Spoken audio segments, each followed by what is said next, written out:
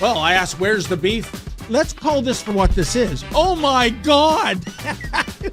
They are so hopelessly woke. How dare you? That is the intellectual capital of the left today. Give me a break. You are now watching the Daily Roundup. Oh, hi, everybody. Ezra Levant here. How you doing? It's great to be back in this chair. Don't mind me having a little cuppa. I love doing these live streams. I wish I had more time to do it, and I hope in the weeks and months ahead I will. I'm going to try and do more journalism. Hey, did you know I got invited to go on Tim Pool's show? I'm going to be doing that next week. And I'm going to try and get out and about. I'm going to cover the trial, not the full trial because it's a many-day, multifaceted trial. But remember Chris Scott? He is the owner of the Whistle Stop Diner in the small town of Mirror, Alberta. Our chief reporter, Sheila Gunn-Reid, has been carrying the heavy burden of that reportage for years now. He was a small town diner, general store. I think he's got a gas station there. Like in a town, Mirror, Alberta, I think is maybe 1,000 citizens.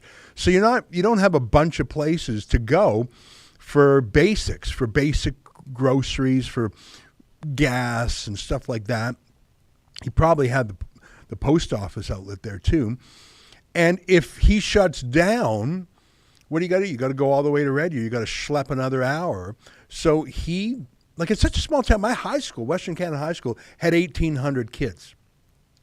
The town of Mirror, I'd have to Google it. I think it's at 1,000 people. So you live there. You know everybody. You know what's up. You know everybody's business. And yeah, there's Sheila.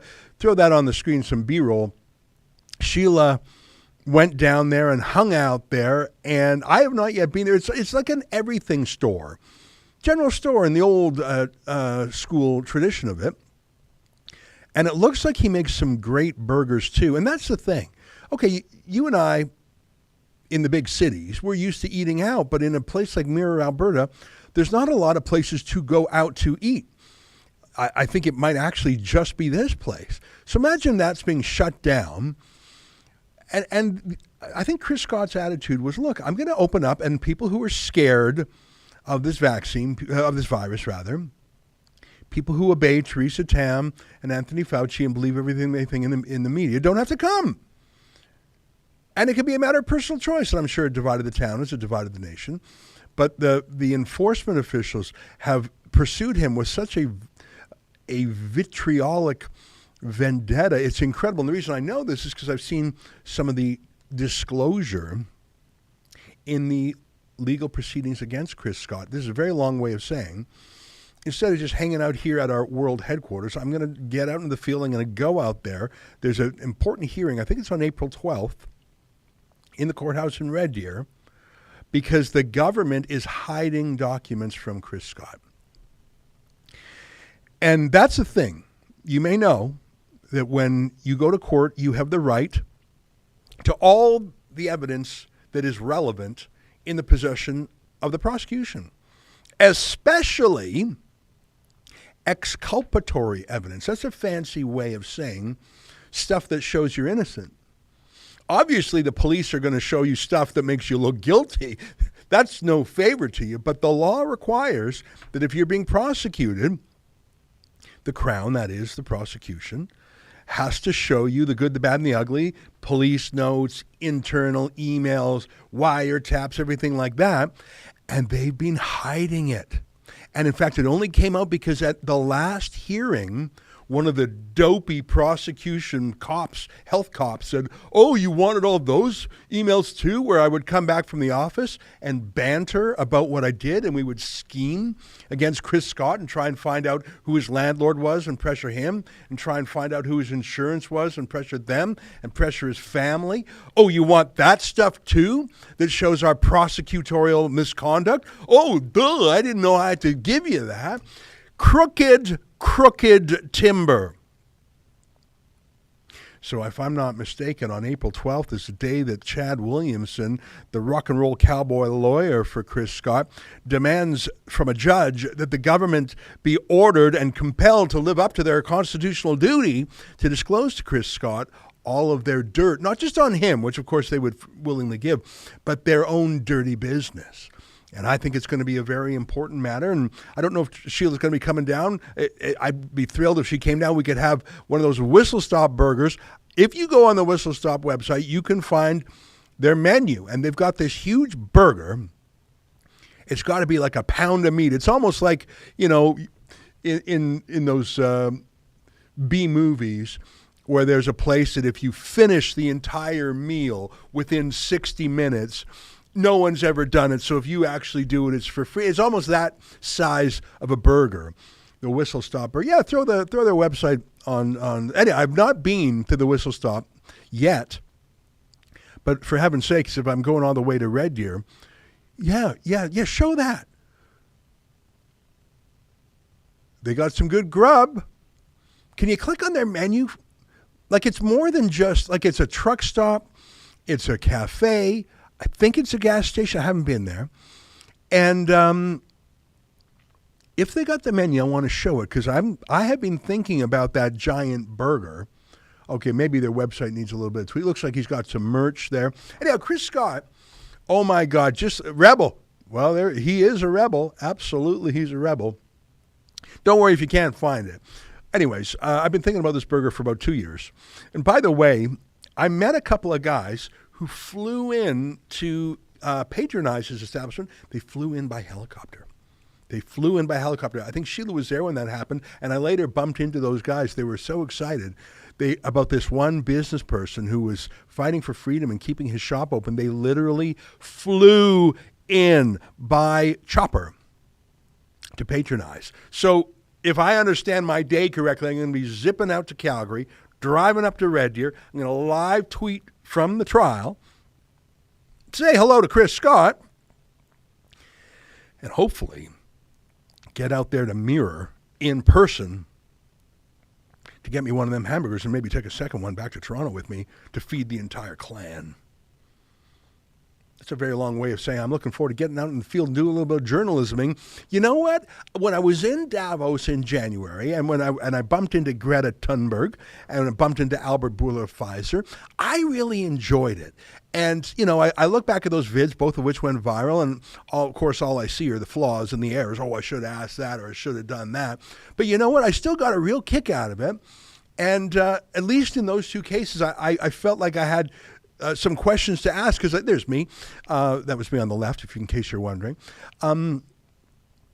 Because I felt like I had been following Greta for years, and I was actually surprised I had the chance to ask her questions. I had to control myself because she's a very small person physically, and of course she's a soft-spoken woman. Well, she's not soft-spoken when she's scolding, but you got to be careful you don't come across as a bully.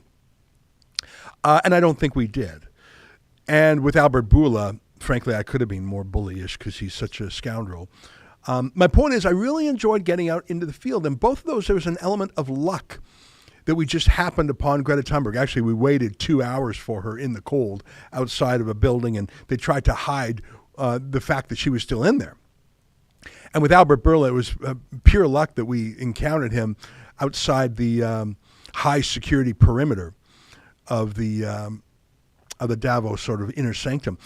But luck favors the bold, and you got to get out there and you got to wait sometimes. So I really enjoyed those, and I want to do some more of that. We send our people on journeys. We recently, just last week, we had our British journalist, Callum Smiles, in the Netherlands covering the farmer rebellion out there. It's easier for them to get to Holland because it's just across, it's probably not even a 1 hour flight from London to Amsterdam. So, I think Callum did a really good job out there, and he was out there with our cameraman producer also. It would be a long journey to schlep from Toronto to there, but I want to get out there. I want to get out into the field again. And, because there's so much news that you can get. There's so many little flashes of color, colorful anecdotes that you only get by being there. And, everyone wants to be a pundit and a commentator, and that is valuable. We need the battle of ideas, but what is the raw material of punditry? Obviously, it's primary news gathering. And if you allow the left to have a monopoly in primary news gathering. They have the largest bias factor of all. What do they show and what do they hide? What do they leave on the cutting room floor, as they used to say in the age where there was actual film and you would cut it and leave it on the floor? That's how they used to edit back in the day. When they said cut, they actually meant cut. So, for example, Albert Bourla has been interviewed 200 times over the last 3 years, but just not with a particular set of questions. And Greta Thunberg has been interviewed endlessly, but they're more stenography than challenging questions. So having actual news gatherers in the field, I think, is a comparative advantage of Rebel News. It's one of my favorite things that we do. And I'm going to try and do a little bit more of it myself. I was really glad that we sent a team down there to Ohio, to East Palestine, which is where that train derailed, and then they had a controlled burn of some toxic chemicals. I'm glad we sent our people down there. I'm not sure if we had the ability to stay there for like a month, which was probably required, but we were there for a few good days. So I want to do some more of that, and I'm going to be doing some of that in a couple weeks there in Red Deer, Alberta. And I'm going to be down in Tim Poole's show 7 days from today, so that's not really doing journalism, but it'll be nice to be on that platform. He's got a great audience. But today I want to talk about some fun stuff that we're covering. And I want to start with a strange video that I saw on social media. I saw it on TikTok, and then I saw it on Twitter. And it's from Ontario. I'm not sure if it's from Toronto proper or where. And on Twitter alone, it's got 330,000 views, this video. And then, as you can see, it's actually originally from TikTok, which is where I saw it. So this thing's been seen 1 million times. Now, Olivia, can I sort of say stop, and can you pause it in certain places? This is a video, and I think it's legit. Like, I don't think the cops here are his buddies making, I think this is real. This is a guy who happens to be black, and the cops come to his house, and they make demands of him, and he's a young guy. I'm going to guess he might even be a teenager, or maybe he's early 20s. Like, he's not in his 30s or his 40s. He may even be a student. I think it's his parents' house, is what the last moments of it tell me. So this is I don't know if he's a minor. I don't know if he's under 18. But that probably is relevant, his age.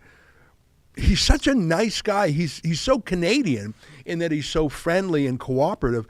But folks, I am here to tell you, sometimes you should not be friendly and cooperative in life. And I know it's human nature to do what you're told, especially if a cop comes to your house and you're 17 and the cop says, blow in this breathalyzer. Well, what are you going to say? No? Is he going to arrest you? Is he going to take you away? Is he going to handcuff you? Who are all these people? What are your rights? What's his explanation? So without further ado, let's play this video. And Olivia, I might say stop because I might want to comment on something before playing the whole. How long is the whole clip?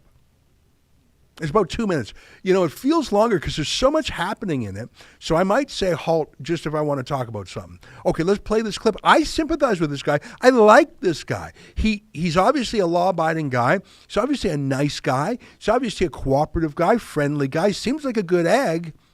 But all of those positive qualities I just described put him at a disadvantage when dealing with a cop who I believe was acting outside the law and certainly unethically. Take a look. No worries, man. It's no biggie. The cops are here. We had to do a breathalyzer test because You were weaving in and out of traffic.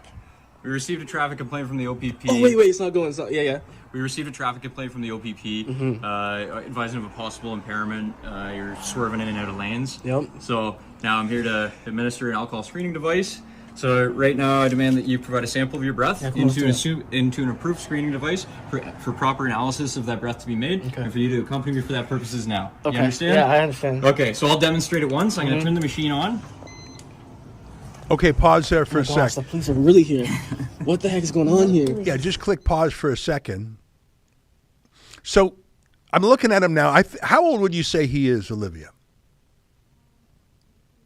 You think he's 25. So I'm wildly off when I say he could be like 17 or 18. You could be right. Now, there's three people that we see here. There's that other lady, and then there's, of course, the person with the camera. I'm guessing they're siblings. Okay, you think he's 25. Could be. He's so clean-shaven, I can't tell. I mean, I'm getting old. Everyone looks young to me. But did you hear what the cop said? So the cop looks like he's with a local police force. I don't know if he's Toronto or Brampton or whatever. But the cop says the OPP, that's the Ontario Provincial Police. So some other cops said you were swerving. So I've come to your house to take a breathalyzer from you to see if you were drunk. Okay, so where are those other cops? And did they see me? And how do you know I was the driver? And I've been at home? And how do you know I haven't been drinking at home? And if it was such a problem, why didn't the cops pull me over? And who were you? And what was the witness? And was the cop who saw? Where's the cop who saw me? This is a game of broken telephone. You're just sending people to my house, and on what? And you come up on my property with no search warrant because some other cop said to.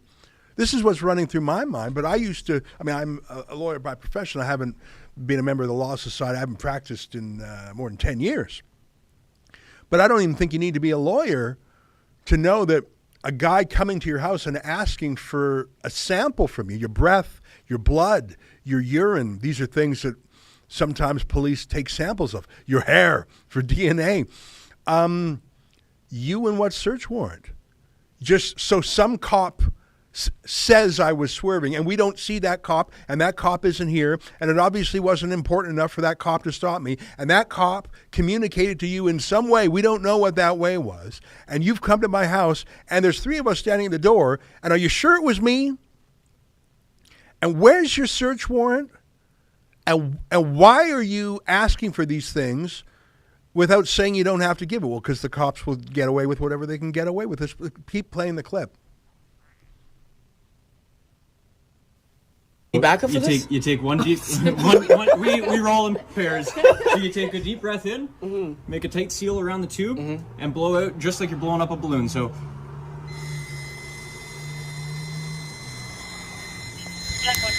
And then it'll click. Okay. It'll stop. It'll think for a minute, and then it says 0 because I don't have any alcohol in my system. Okay. Okay. Think you can do that? Absolutely. All right. How you guys doing? Good. Hey guys. No offense, I just want to know, like, you guys need all these people here? So he's getting trained by that fellow I there. got you, okay. And when I show up alone, they always send a second person just in case things go squirrely, right? Because imagine if you were impaired, some people don't want to get arrested, right? It'd be a big fight. Yeah. So I'm gonna pop this fresh straw on for you. Okay. Okay, stop for a second. Are you nervous? Who are all those people? And what are they all doing on his property? And I couldn't quite make it up in my earphone, but I heard this earlier. Did they say one of them was like a student or something, or a trainee? Did they say that, Olivia? They said that in some part of this video. I had a little trouble hearing it in my earpiece. And he said, oh, we just have, in case you're drunk and things get out of hand, if we need to arrest you. Okay, well, if he's not arrested now, why should he even be talking to you? In fact, what are you doing on his private property? What are you doing on his property? And again, this guy, he's so friendly, isn't it? This black guy, I don't know if he's a kid. I thought he was younger. You think he's 25. You're probably right. He's not 17. So he's not a minor. But I think he's obviously stressed, and his reaction under stress is to be super friendly and gregarious. But I don't think he's relaxed. I don't think he's happy. I think just when he's under stress, he just smiles a lot and is becoming very solicitous. And all of a sudden, a whole bunch more cops are right behind him. And then he says, what are you doing here? Well, in case things get out of hand, we're here to arrest you. Well, right there, I hear that he's not under arrest. So what are you doing on the property, and what are you demanding things of him from? This is not a check stop. This is not a roadside check stop. The legality of roadside check stops has been challenged. All right, fine, we're not going to talk about that today. But you're going to his house after the fact. There's no continuity here. You claim you heard hearsay that he was swerving, not bad enough that he was pulled over. and you've come to his house an hour later, 2 hours later. Has he had something to drink at lunch? You don't ask that. And this guy is obviously afraid. He's surely unarmed. You got a bunch of cops with guns coming to the door saying, if you don't cooperate, if things go pear-shaped, we're here to arrest you. Well, get off my property before I sue you for trespass, you bullies. Play a little more. Me? No, I'm not nervous. I already passed my test. All right, my man. So deep breath in, seal, and breathe out. Hard, hard, hard. Keep going, keep going, keep going, keep going, keep going. Perfect. And it's going to think for a second. And it says 0. You're golden, man. All right. I'm not Yeah, sure we're where the friends complaint now. Give me a came fist from. bump. Maybe you were on your phone. No, I Maybe you don't. looked No, down. no, no, no, no, I don't no. know, but I'm satisfied that there's no impairment here. So I appreciate you being so you. cooperative and helpful. Thank you. Yeah, handshakes all around. We're friends now. I came to your house and terrified you. Bye-bye. Get that. Bye-bye. Oh, God. It actually continues a bit. He goes upstairs. The version I saw, I think it was on TikTok, he goes upstairs to talk to his parents. You saw when he blew 0, that laugh, that explosion of emotional relief and release. And then that guy, hey, give me a high five, man. We're friends. I came here with the threat of arresting you. No search warrant. I came onto your property. I reached through your door jamb. I demanded you give me a sample, none of which had a legal basis. But we're friends, right? And you wonder why people hate police and fear police. Hey, give me a fist bump because we're Canadian. When we break the law, when we intimidate you, when we don't tell you your rights, when we come on your property and trespass without a search warrant, we're Canadian. Hey, yeah, a handshake. Handshakes all around. We're friends. We're friends. Look at that guy. He's the stress of his life there. What do you think, Olivia? Am I wrong? What is this? Hey, some cop said you were swerving. I've come to your house. Well, either he was swerving or he wasn't. Maybe you were on your cell phone. No, I wasn't. Well, if you were certain I was swerving, charge me with swerving. Pull me over. I'll tell you one thing.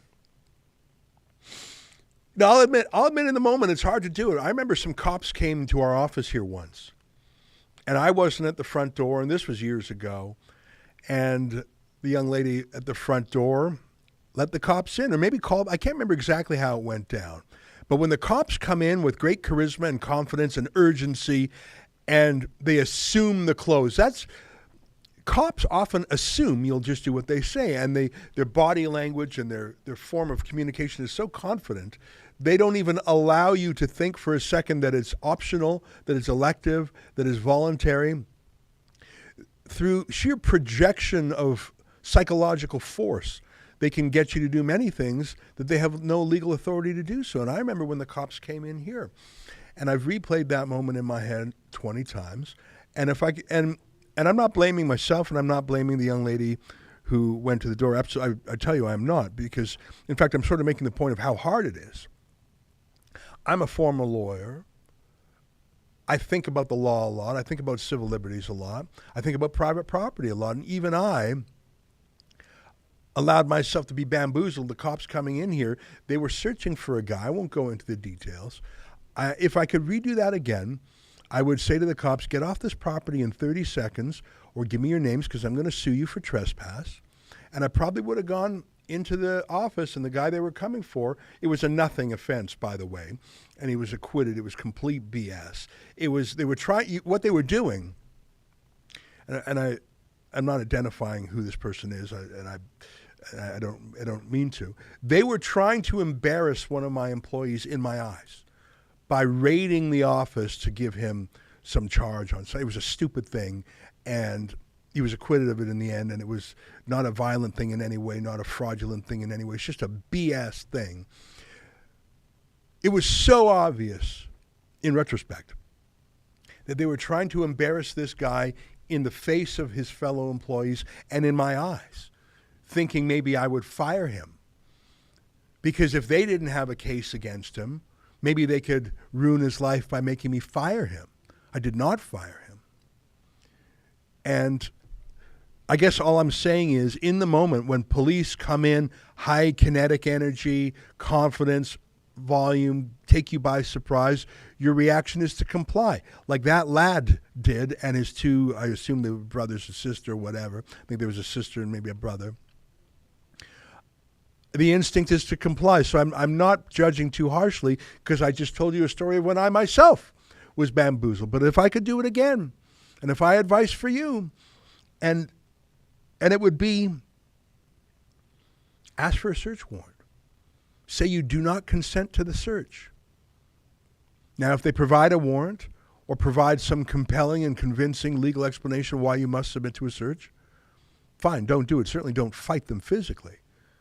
But I tell you this, if some cop knocked on our front door, I would say, what is your business here? I wouldn't be rude off the bat. I would not. But I would say, what is your business here? And if they said, we want this, this, or that, I would say, show me your warrant or get off this property before I call the police on you. And you know what? After 3 years of COVID lockdown policing, I don't think police deserve the benefit of the doubt with a warrantless search, because we saw how so many cops were willing to abase themselves by being masked police, 6 feet of separation police. Absolute disgrace to the badge and their oath they took. Canada was amongst the worst. Speaking of bringing the administration of justice into disrepute, what they're contemplating doing in New York is one of the gravest threats to the rule of law in America, certainly in my lifetime, and maybe in 100 years. I am talking about an extremist prosecutor in New York, elected with less than 100,000 votes, a Soros candidate. Soros had the Attorney General project and the Secretary of State project, which is just what it sounds like. You can try and win the presidency, and, you know, it's very, very important.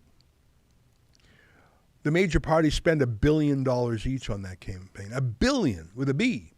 And then all the super PACs and all the free labor involved. It is a multi-billion-dollar contest. And, of course, it is the biggest prize of all, the presidency. But if you had $1 million and you wanted to make a difference, you would probably look to get an attorney general in various states or districts. District attorney, U.S. attorney. I don't know who's appointed and who's elected. I don't understand the American system well enough, but some of them are elected. And the secretaries of state, same thing. They control the elections. The Secretary of State is what they call the foreign minister of the United States. The federal Secretary of State is the foreign minister. But the Secretary of State in each individual state, one of their most important duties is running the elections. And so George Soros is smarter than your average bear, and he's certainly richer. And so while he does spend tens, maybe hundreds of millions of dollars every election season on the presidency and Congress and the Senate, he is also savvy enough to spend tens of millions of dollars across America putting in radical attorneys general in important states. And one of them has decided that he is going to try and cobble together some sort of case against Donald Trump that no one has thought of before, and that has been examined before by the Biden campaign, by every Democrat lawyer, every schemer, scammer. They all, he's going to jail over Stormy Daniels. He's going to jail over Russiagate. The walls are closing in. It's about his taxes. Every single one of those scams and schemes that the media thought, for sure we got him now. Every one of them failed but it certainly managed to denormalize Trump and create a feeling of panic and chaos during his administration. He's been out of office now for more than 2 years, and some extremist prosecutor has said, I am going to charge, arrest, handcuff, jail, prosecute Trump for that same Stormy Daniels thing. Now, the Stormy Daniels, you'll remember, was a stripper who claims Donald Trump had sex with her. Could be. Donald Trump apparently paid her about $130,000 to get her to sign a non-disclosure agreement, which suggests, I acknowledge, where there's smoke, there's fire. But then Donald Trump later fought with her in court, won, I think, $300,000, and Stormy Daniels' lawyer, Michael Avenatti, if I recall his name, is in prison. Here, let me read this story. What paper is this from here? Scroll up to the top. BBC, why not? How the Trump-Stormy Daniels saga unfolded. Let's read a little bit. President Donald Trump has been invited to testify over allegations that the money... Is this a recent story? Okay, got it. So let's go to the... So, like I say, this has all been aired before. And I'll tell you how it ended. Get me the latest news. I think you showed it there before. So, in the end, this turned into a big nothing. Michael Avenatti, Stormy Daniels' lawyer, himself is in jail. Stormy Daniels, I think, had to pay Trump $300,000. So it wasn't, oh my God, the walls are closed. How many times did you hear that, the walls are closing? Yeah, let me read this political story here, the one you have there. Yeah, just scroll up to the top. I'll read a bit here just to make sure everyone's up to speed. Start with the headline. I'll just read the headline there. Trump indictment could land as early as Monday, that's today, sending law enforcement scrambling. A grand jury is expected to charge Trump late Monday or Wednesday, according to 3 people involved in the deliberations. Okay, scroll down just a little bit. New York, law enforcement officials are meeting at NYPD headquarters in Lower Manhattan on Monday afternoon to plan for a possible indictment of former President Donald Trump on charges stemming from payments to a porn star. A person involved in the planning told Politico. An indictment by a grand jury is expected late Monday or Wednesday, according to people involved in deliberations. We'll be discussing how we bring Trump in, the person involved in the planning said, adding, no decisions have been made yet. The meeting will include members of the NYPD, the U.S. Secret Service, court officers, and officials from Manhattan District Attorney Alvin Bragg's office. The person said Bragg convened the grand jury investigating the payments. Okay, just to be crystal clear, these payments have been investigated. They have been aired. They have been litigated. And Trump actually won those fights. But they weren't up against Alvin Bragg's before. He's that Soros district attorney. And that's the thing. There's certain jurisdictions in America that are so deep blue, so partisan Democrat, that conservatives and Republicans have no chance in a court. They just no fair trial. So that's why the January 6th, I'm not even going to call it a riot, the great meandering through Congress, led by police who opened doors, unlocked doors. Those folks have been in prison for 2 years, some of them in solitary, because you've just got judges and juries in deep blue, deep Democrat districts that you're never going to get a fair trial. They're so extremely, rabidly partisan. Same thing, I think, with Manhattan. You've got a city that is 90% Democrat. Is that how New York goes? Not, at least 80% Democrat, probably 90%. And you've got a radical Soros district attorney. And even though he's just picking over the remains of litigation that was already resolved in Trump's favor years ago, well, so what? He can get a grand jury together, and he is going to handcuff and jail Donald Trump. And it sounds like, you're right, how would that happen? Well, he's got his Secret Service police. So you got the NYPD. Are they going to arrest Trump? And what's the Secret Service going to do? So they got to figure that out. Here, let me read a little bit more of that political story, if you don't mind. A court spokesperson said there's nothing to report since no charges have been filed. Well, that doesn't stop the Democrats from leaking. Spokespeople for the Secret Service and District Attorney's Office did not immediately respond to a request for comment. Oh, sure they did. They just provided it off the record. The NYPD state of readiness remains constant at all times for all contingencies, an NYPD spokesperson said. Our communications and coordination with our partners in government and law enforcement are fundamental tenets of the commitment to public safety. That doesn't say anything, does it? Attorney Robert J. Costello, who once advised former Trump lawyer Michael D. Cohen, is scheduled to testify before the grand jury Monday afternoon. Cohen has said he will be a rebuttal witness to Costello, who may question Cohen's credibility. Oh, you think? Cohen himself is a confessed convicted liar, and I think he's a perjurer.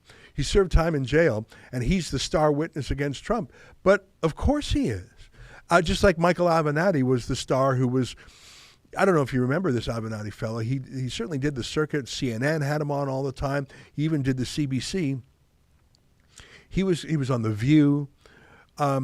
They all said he was going to run for president for the Democrats and be the Trump killer. He is rotting in jail for trying to shake down, I think it was Nike, trying to shake down Nike. It wasn't even Trump that put Avenatti in prison.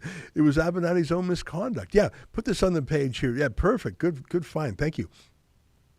Lawyer Michael Avenatti sentenced to 14 years in federal prison for stealing millions of dollars from clients and tax fraud. So I think he actually stole from Stormy Daniels as well. And I think it was the Nike shakedown that got him in trouble. Anyways, so, and Michael Cohen, I don't remember what he was sentenced for, but this is who they're using to cobble together their case against Trump. So Hunter Biden, all the evidence is released from his laptop. Biden has never denied that that is Hunter Biden's laptop. The drug use, the prostitutes, the payoffs, the payments, the millions of dollars in contracts for a no-show job, billions of dollars in other funds. I mean, here's Joe Biden denying $1 million in payments to a family from a Hunter Biden associate, even though bank records show the payment was made. $1 million payment to a family member. I forget what the name. That's not true, Biden said, disputing financial records that show Hunter, Jim, and Haley Biden received lucrative payments from one of Hunter's business associates. So the bank records show it. All Biden has to say is, that's not true. And, okay, no problem. Maybe we can rustle up something about Donald Trump and Stormy Daniels. Yeah, that's the ticket. But I think it's going to happen. The Trump derangement syndrome is real. Trump still remains the leading candidate in the Republican presidential primary. I think Nikki Haley's the only one who's declared officially yet. I think Mike Pence is thinking of throwing his hat in the ring. I think Mike Pompeo is too. And of course, Ron DeSantis is on a book tour right now. I think it's pretty clear he's going to run. And most straw polls put him in second place, but Trump is the one to beat. And of course, the media party is trying to demonize DeSantis because they see he's actually got the policies of Trump, but he has fewer of the. He's less colorful. Now that's a plus and a minus. Trump could take all the oxygen in a room. Trump was a master of the quip and the witticism and the insult and the nickname, and he was just amazing that way. And the establishment didn't know what to do about him, and they couldn't beat him until they invented mail-in ballots. But that's not enough. They're going to jail. Here's the problem. It's just like the Russia Mueller inquiry. It's just like all the other walls closing. I don't know if you can even find that montage. Maybe go on Twitter and type in Trump walls closing in, just in the search bar.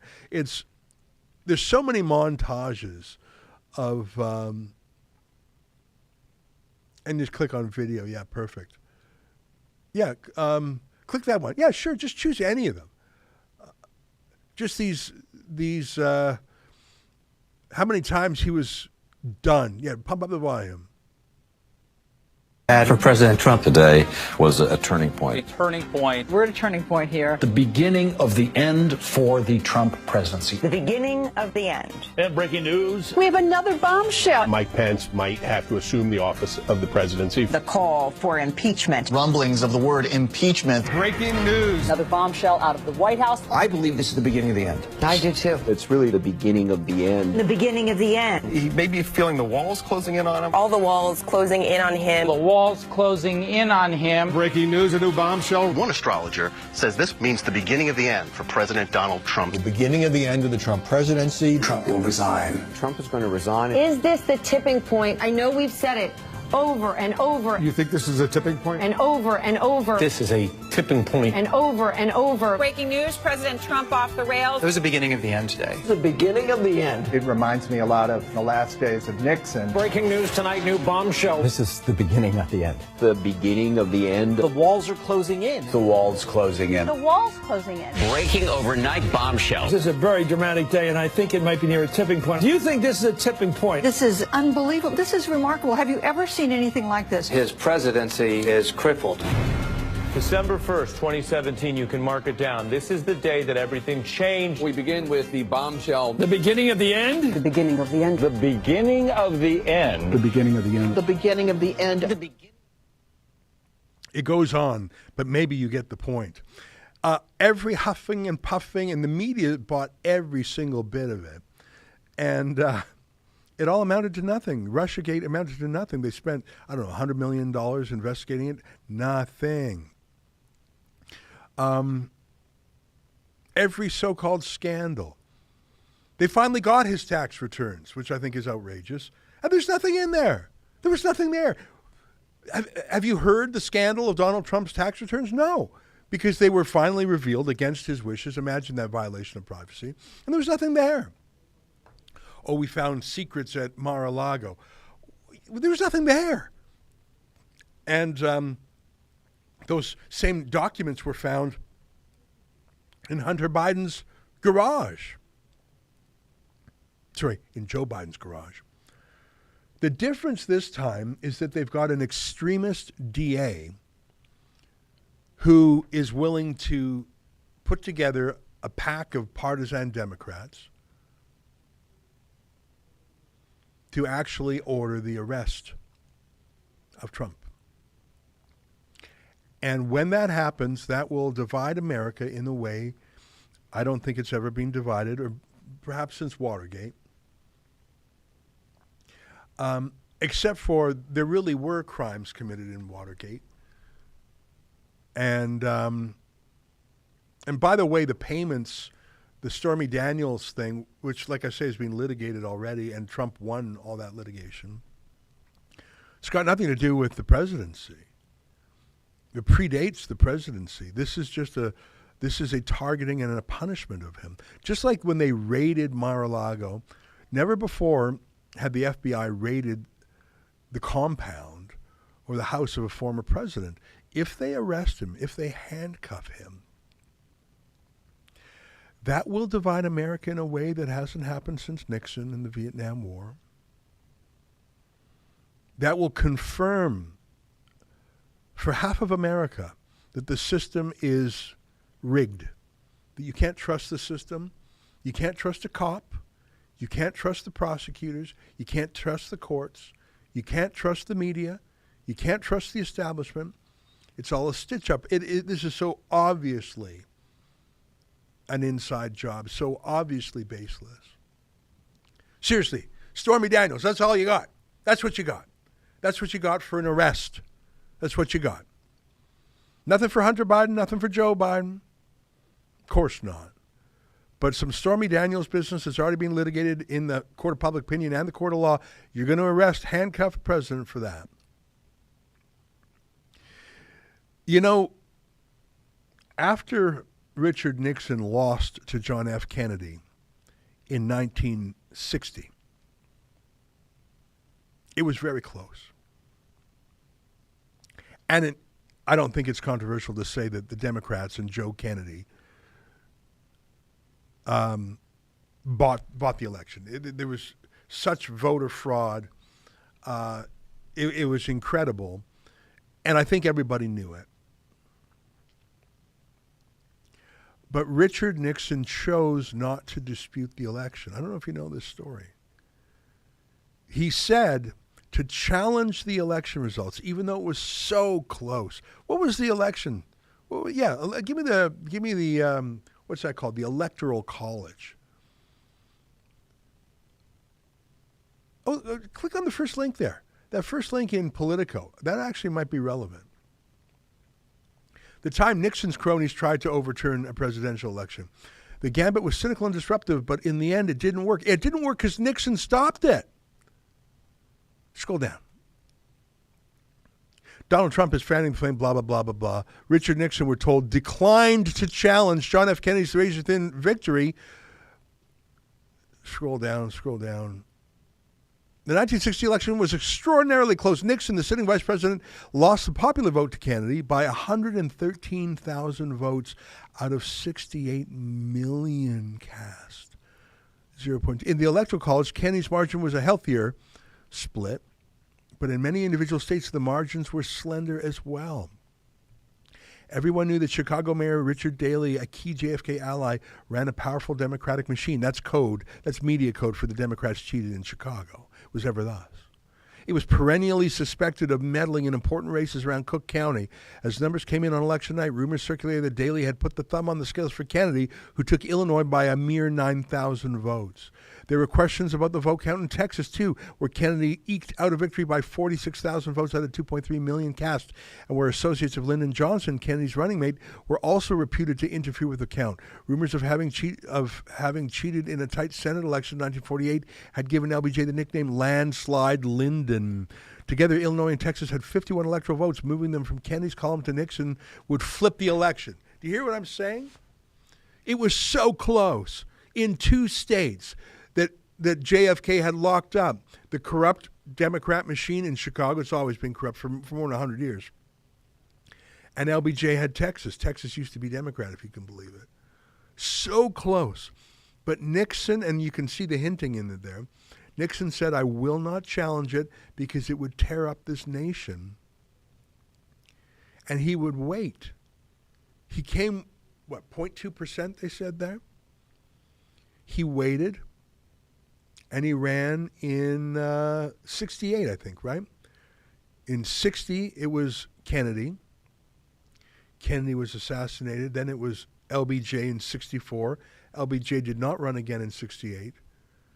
Nixon ran 8 years later.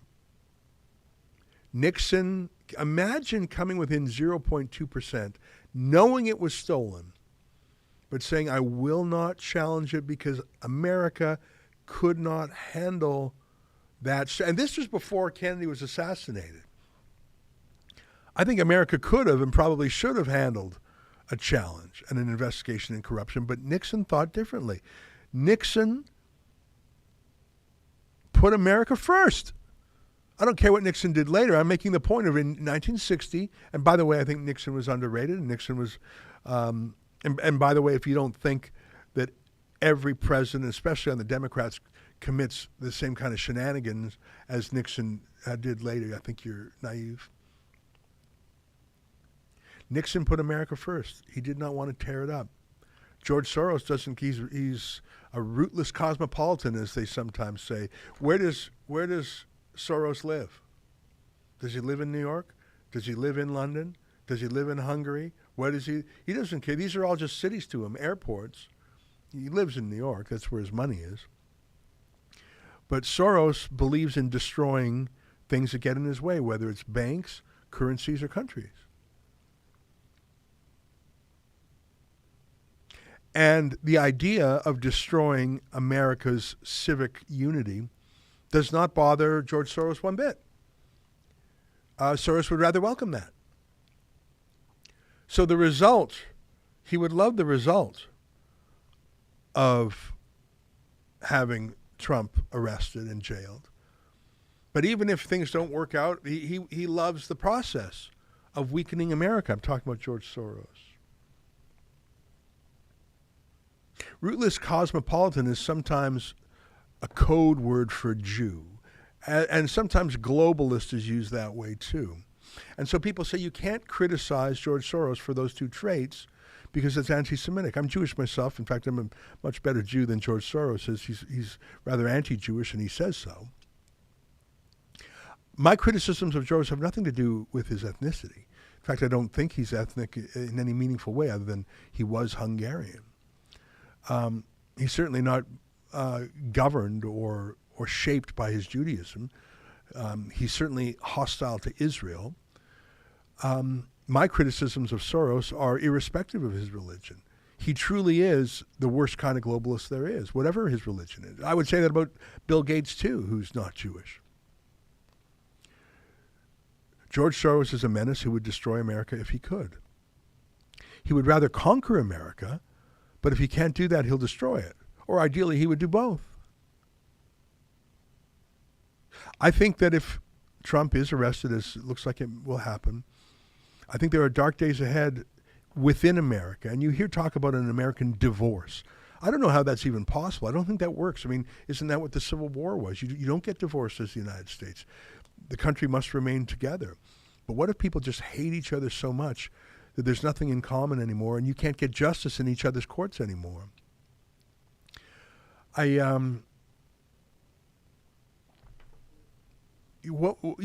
saw Matt Walsh talk about this, and there's another fella, Jesse, I've just forgot his last name, not Jesse Waters. There's another Jesse that I follow. He's got his own talk show. He's a funny guy, ex-Marine. And there's Matt Walsh. Hey, can you pump that up a little bit?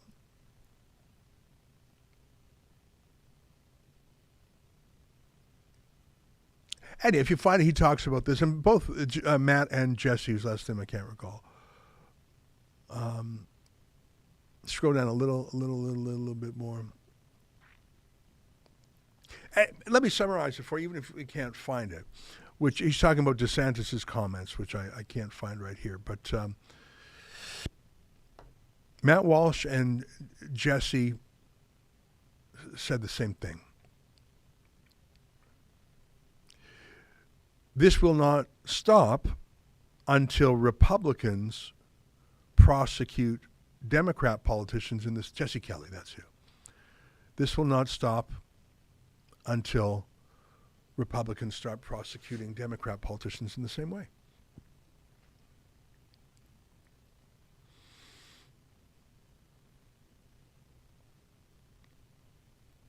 Yeah, throw some of that on the screen there.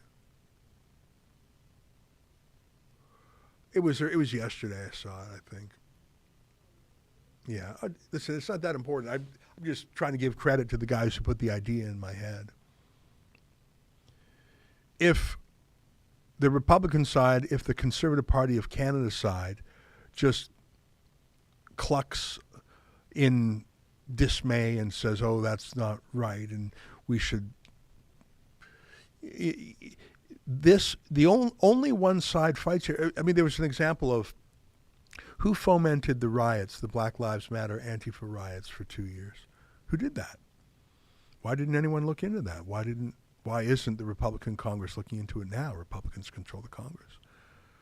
Why aren't there independent counsel investigating the Hunter Biden matter? Not because Hunter's important, but because it's so clearly a conduit to Joe Biden. Why is it only Democrats who are fighting the Chicago way, as they would say? Why is it only Democrats who have investigations of Republicans? Why is it only Democrats who have grand juries and target Republicans? Is it because Republicans don't want to escalate the battle? Well, the battle's being escalated on the other side, can't you see? Why isn't Nancy Pelosi or Paul Pelosi, her husband, why aren't they investigated for clearly inside trading? There's so many things that the left does that the right just says, oh, there they go again. Those Democrats, I say. I mean, the corruption, the sheer financial corruption in this country. There's something to be said about that, but I think it goes to the point that Richard Nixon wanted to avoid it. Are you going to tear up the country? For the Democrats, the answer is you bet we will. Because if we can't run this place, no one can. I'm going to read some super chats. Cheryl Dawn and V says, hey, Ezra, caught you on Blaze TV. Congrats. How did you get across the border without the jab? That's a great question. There are about 7 different categories for getting into the United States if you are unjabbed. And I fit one of those categories. And I filled out the paperwork and I got all the forms and I went to the border. I filled it out in advance and I carried the proof of it on me. And I was waiting for this stressful encounter. And they didn't come. They just waved me through. They didn't even ask about it, even though I had all my paperwork in order. So I don't want to get into my personal details, but I went across the border legally. I can also say from various reports that the land crossings to America appear to don't even ask anymore. I haven't heard a report from anyone who has crossed at a land border at all. Now, when you cross by air, you have to fill out some forms digitally, and I did. And I was prepared to be turned away, and I have not been turned away. So that's good, and I hope that if you try, that you're not turned away either.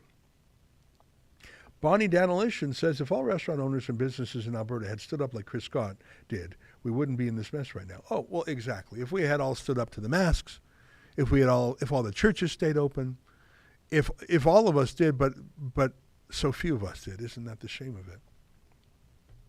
Fraser McBurney, today I was 12 minutes late for court. This is the result. We were able to have your charge withdrawn due to lack of a reasonable prospect of conviction. Thanks, Jenna and the Democracy Fund. Well, thank you for that. And Fraser, it sounds like you were a client of the Democracy Fund for some lockdown or ArriveCan ticket, and that our friend Jenna, who is the chief paralegal of the Democracy Fund, was there to help you. I'm very glad to hear that. The Democracy Fund, as you may recall from my interview with one of their lawyers, Adam Blake Gallipo, the other day, now represents 2,500 people. And Fraser, I'm glad one of them is you, and I'm glad you had the good result. Ableist SL says regressive leftist propaganda streamer and the Young Turks affiliate Hassanabi was caught using the services of a German brothel, later investigated for sex trafficking, and made excuses about it several times. All right, well, I don't know who Hassanabi is, and I don't know the veracity of the charges you're saying. It sounds very embarrassing and maybe illegal as well, and if there's human trafficking, that's obviously deeply unethical. I just don't know any of the facts of the people involved, and I should state that because I don't want to, with conviction, state that a crime was committed if I don't know any of the facts. But thank you for airing that. We'll have to check into it.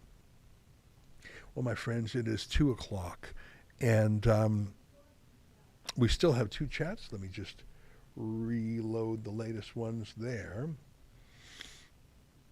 Are you putting them in the live stream? Oh, a direct message to me. Okay. Let me read those. Funis, that's a good name. It says 15-minute cities proved to work really well for a different group of socialists with the ghettos in World War II. All that's left is to put a wall around the 15-minute city. You know what? That's a shocking analogy, but I should say what struck my mind is the Berlin Wall. It's so crazy. I believe we're covering the story quite well. We've covered it in Canada, and we've covered really a lot of the front line of this seems to be in the United Kingdom, Oxfordshire, and places like that. We've had reporters on the ground out there. And one last one, from World's Worst Gamer, if Trudeau can't be removed after the latest scandal, then I don't know what to say other than Canada's dead. Treason is not tolerable in any nation. I'm doing my whole show tonight at 8 p.m. on that very subject, on the subject of Trudeau. And let me skip to the end. Trudeau has appointed his family friend, David Johnston, to investigate him. So we know how that's going to end. Trudeau's refusing to allow his chief of staff, Katie Telford, to testify about what she knew. The Liberals are blocking inquiries in Parliament, and the NDP are collaborating with them. So how's this going to end?